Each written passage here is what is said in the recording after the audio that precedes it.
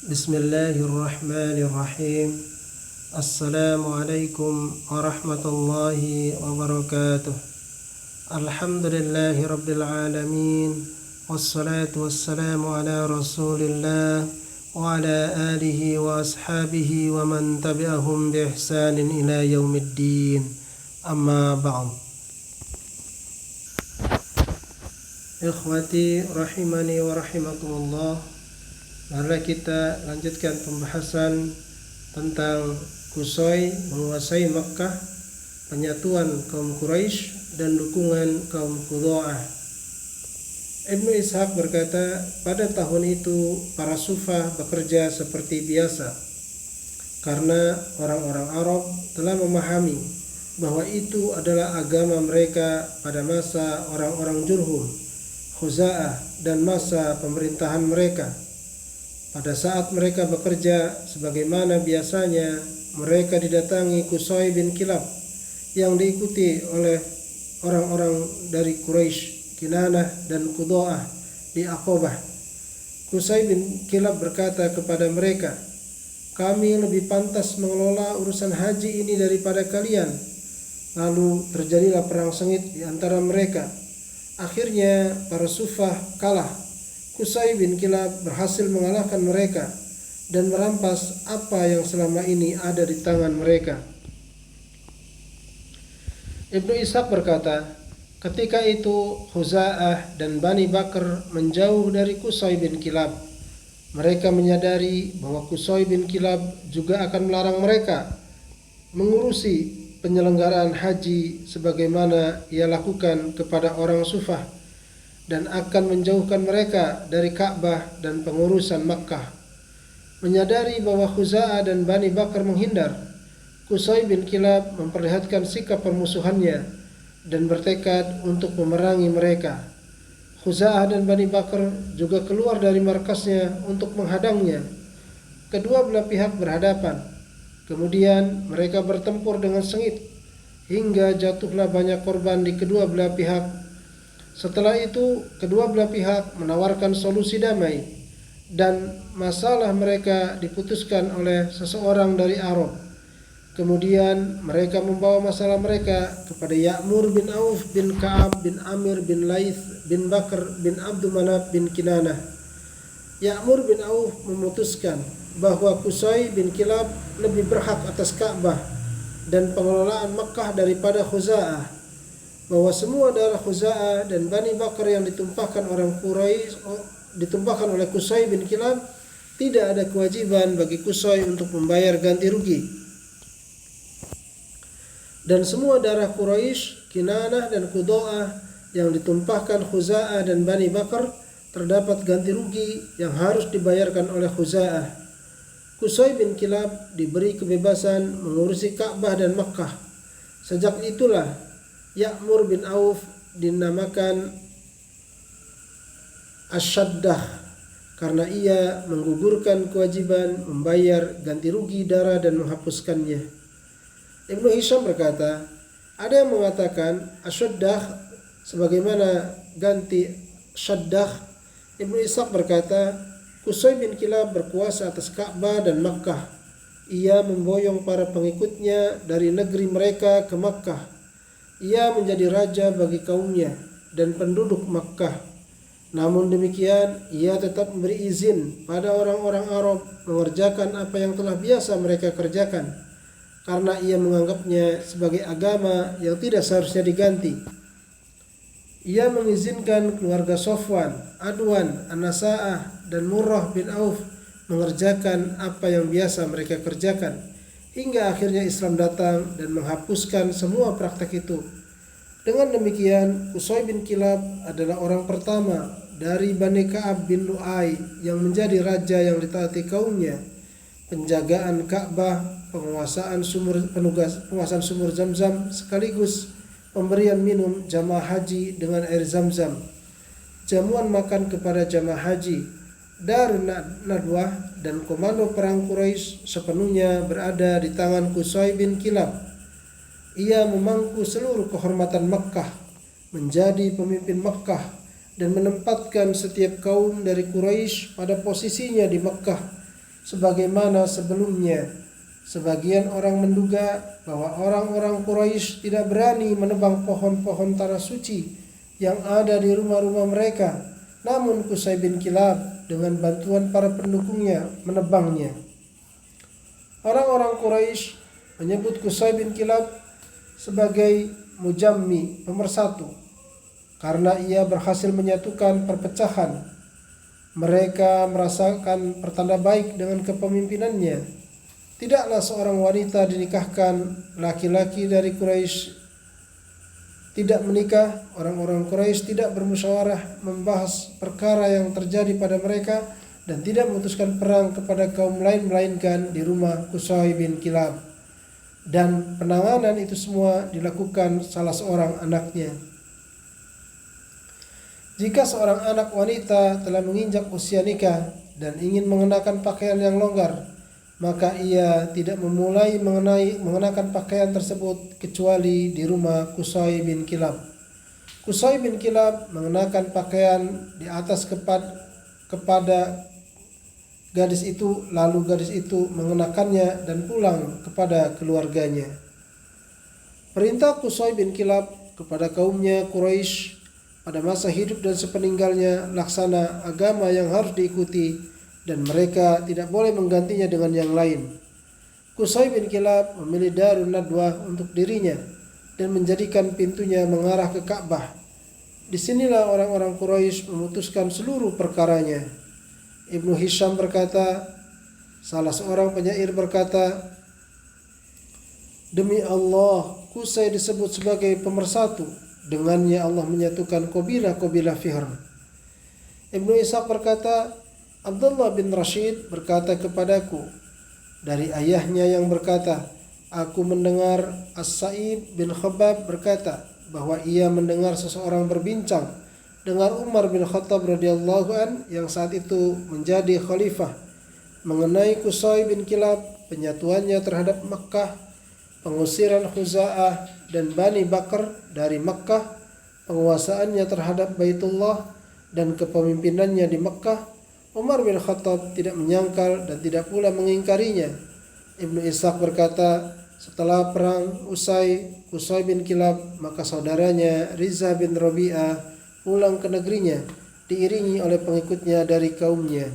Riza bin Rabi'ah mengutarakan tentang jawabannya terhadap ajakan Qusay bin Kilab.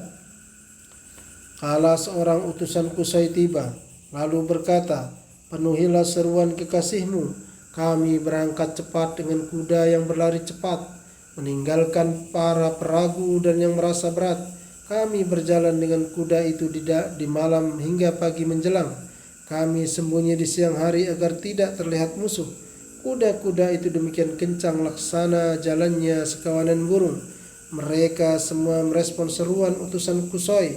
Kami kumpulkan manusia dari 2 gunung Ashmad dan kami kumpulkan 1 orang dari setiap kabilah. Wahai alangkah gagahnya pasukan kuda itu, lebih 1000 berlari kencang dan teratur rapi. Kala kuda-kuda itu melintasi Asjad, dia turun di tempat pemberhentian unta, melewati Arukan dan Warikon, melintasi Al-Arj, tempat desa bersinggah.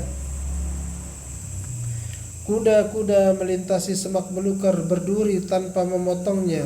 Mereka memasuki Mar. Selama bermalam-malam kami giring anak kuda dekat pada induknya agar ringkikannya menjadi pelan. Ketika kami sampai di Makkah, kami biarkan pasukan kami menaklukkan kabilah demi kabilah.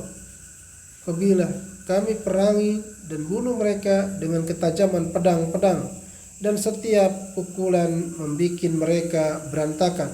Kami pukul mereka bak serangan burung elang, persis seperti orang gagah kuat memukul orang lemah lunglai. Kami bunuh Khuza'ah dan Bakar di kampungnya sendiri. Kami bantai mereka generasi demi generasi. Kami usir mereka dari negeri Tuhan Sang Maha Diraja, sebagaimana mereka tidak boleh menempati tanah yang subur. Tawanan perang mereka ada di kungkungan besi. Pada setiap desa kami luapkan dendam kami. Tha'labah bin Abdullah bin Zubyan bin Al-Haris bin Sa'ad Hudzain Al-Qudai berkata, tentang perintah Qusay bin Kilab ketika ia mengajak mereka berperang, kemudian ajakannya ditanggapi positif. Kami bawakan kuda-kuda yang berlari cepat dari anak-anak bukit pasir Al-Jinab menuju dua gua Tihamah. Kami dari Al-Faifa berjumpa di lembah yang runtuh. Adapun para Sufah yang tinggalkan rumah-rumah yang mereka menghindari tebasan pedang. Bani Ali bangkit ketika mereka melihat kami memegang pedang-pedang. Mereka seperti unta yang rindu kandangnya. Qusay bin Kilab berkata, aku anak para penjaga dari Bani Lu'ai. Rumahku di Makkah, di dalamnya aku berkembang. Sungguh, Ma'ad telah mengetahui lembah ini adalah milikku, dan aku bersenang-senang dengan marwahnya. Aku bukanlah pemenang jika tidak terkumpul di sana anak-anak Qoidor dan An-Nabit. Rizah adalah penolongku dan dengannya aku berbangga. Aku tidak takut kezaliman selama aku hidup. Ketika Rizah bin Rabi'ah kokoh kuat kekuasaan di negerinya, Allah membentangkan kekuasaannya dan membentangkannya kekuasaan Huna secara kuantitas. Keduanya berasal dari kabilah Azrah pada masa itu. Belum lama Rizah bin Rabi'ah menapakkan kedua kakinya di negerinya. Ia telah terlibat konflik dengan Nahad bin Zaid dan Hautakah bin Aslum, dua kabilah di Qudoah. Rizah bin Rabi'ah mengancam mereka hingga akhirnya mereka pergi ke Yaman dan disingkirkan dari negeri-negeri Qudoah. Mereka kini menetap di Yaman. Qusay bin Kilab berkata, ia menyukai Qudoah, kemajuannya, persatuannya, karena ia mempunyai hubungan kekerabatan dengan Rizah, juga karena mereka mempunyai jasa kepadanya ketika mereka menyambut seruannya untuk menolongnya. Ia mengungkapkan ketidaksukaannya atas perilaku Rizah terhadap Qudoah. Adakah yang bersedia menyampaikan pesanku kepada Rizah? Sungguh aku mencelamu karena dua hal. Karena perilakumu pada Bani Nahad bin Zaid, juga karena engkau memisahkan mereka denganku. Dan Hautakah bin Aslam, jika ada kaum yang mencederai mereka, maka mereka telah mencederaiku. Ibnu Hisham berkata, ada yang menengarai bahwa syair-syair di atas adalah syair-syair Zuhair bin Janab al-Kalbi.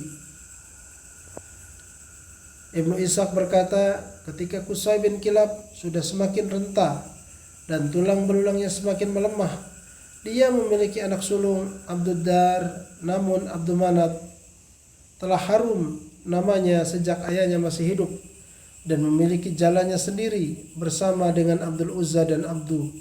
Qusay bin Kilab beserta kepada anak sulungnya Abduddar berkata kepada anak sulungnya Abduddar, ketahuilah demi Allah anakku, aku akan menempatkanmu sebagaimana yang lain di tengah kamu itu, walaupun mereka lebih terhormat darimu. Tidak boleh ada seorang pun dari mereka yang memasuki Ka'bah sampai engkau membukakannya untuknya. Orang Quraisy tidak boleh memancangkan bendera perang kecuali di tanganmu. Tidak boleh seorang pun di Mekah boleh minum kecuali dari air minummu. Tidak boleh ada seorang pun dari jamaah haji yang makan makanan kecuali dari makananmu. Orang-orang Quraisy tidak boleh memutuskan satu perkara apapun kecuali diputuskan di rumahmu. Kemudian Qusay bin Kilab memberikan rumahnya kepada Abdul Dzar, yaitu Darun Nadwah, tempat orang-orang Quraisy memutuskan seluruh masalah mereka di dalamnya. Selain itu, hak menjaga Ka'bah, bendera perang, memberi minum jamaah haji dan menjamu mereka diserahkan oleh Qusay bin Kilab kepada anak sulungnya yaitu Abdul Dzar. Untuk menjamu jamaah haji pada setiap musim haji, orang-orang Quraisy memberikan sebagian hartanya kepada Qusay bin Kilab.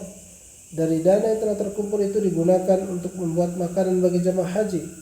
Kemudian makanan tersebut dimakan siapa saja dari jamaah haji yang tidak memiliki kelapangan harta dan bekal.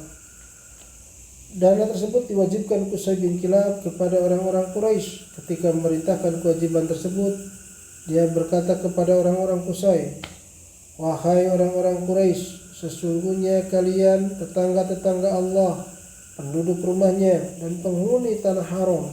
Sesungguhnya jamaah haji ini adalah tamu-tamu Allah dan penziarah-penziarah rumahnya. Mereka adalah tamu-tamu yang pantas untuk dimuliakan.